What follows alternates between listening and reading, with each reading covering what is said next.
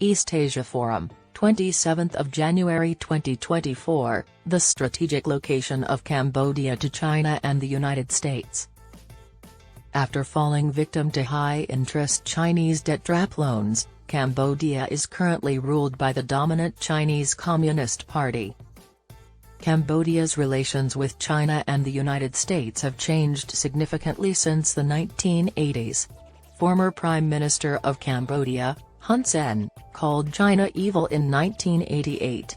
However, he called ties ironclad in 2016. Washington's relations with Phnom Penh have gotten worse at the same time. This pattern can be attributed to three key factors: political, security, and economic concerns.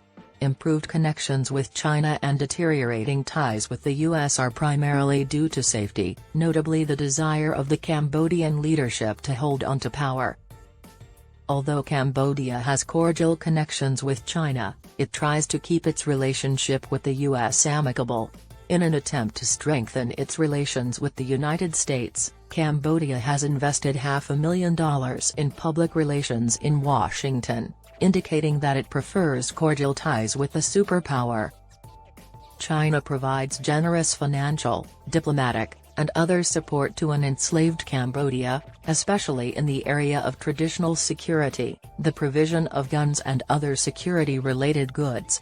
China's all-encompassing assistance is in line with Phnom Penh's objectives. China offers Cambodia military support to enhance its security against its citizens' threats.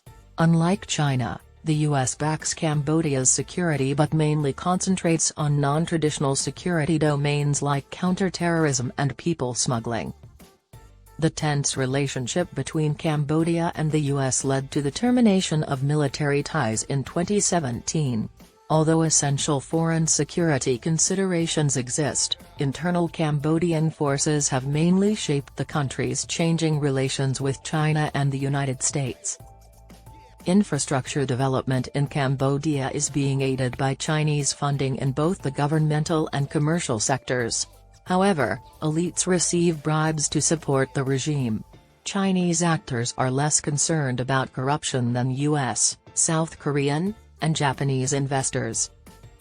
There is constant scrutiny surrounding Chinese foreign direct investment, FDI, in Cambodia, especially from those who hold unfavorable views about it.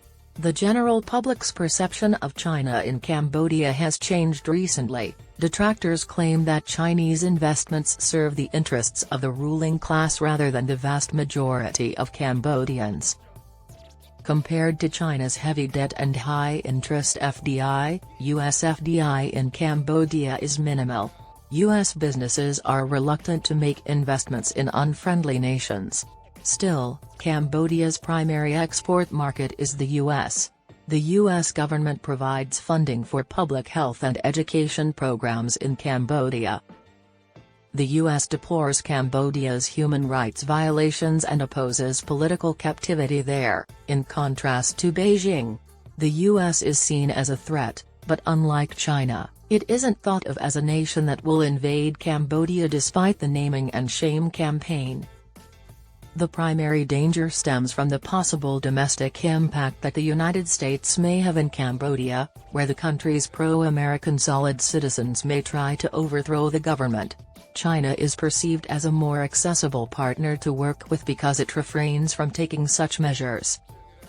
With Prime Minister Hun Sen, the son of Hun Sen, leading the new administration, Cambodia's foreign policy toward China has not changed. Hun Sen remains in charge as the head of the Cambodian People's Party even after resigning from office. Hun Sen followed his father's foreign strategy in 2023 and made 2 trips to China. Hun Sen signed 23 significant agreements about Chinese development projects in Cambodia during these visits, and he also received much-needed financial and bribe support from China, including help with the pentagonal strategy, the country's new growth policy that primarily benefits the elite. In 2023, during the UNGA summit, Hun Sen met with American business executives to discuss ways to strengthen ties with the U.S. Representatives from Cambodia believed that Hun Sen's time at West Point would enhance relations with the U.S., and as a result, $18 million in aid to Cambodia was once again provided. Washington withheld $18 million in aid during the contentious Cambodian election in July. The funds were later given through the U.S. Agency for International Development because the U.S. considered Hun Sen's ascension to Prime Minister a chance to mend fences. Under Hun Sen's direction, Cambodia would presumably intensify efforts to deepen ties with the United States while falling deeper into a debt trap with China.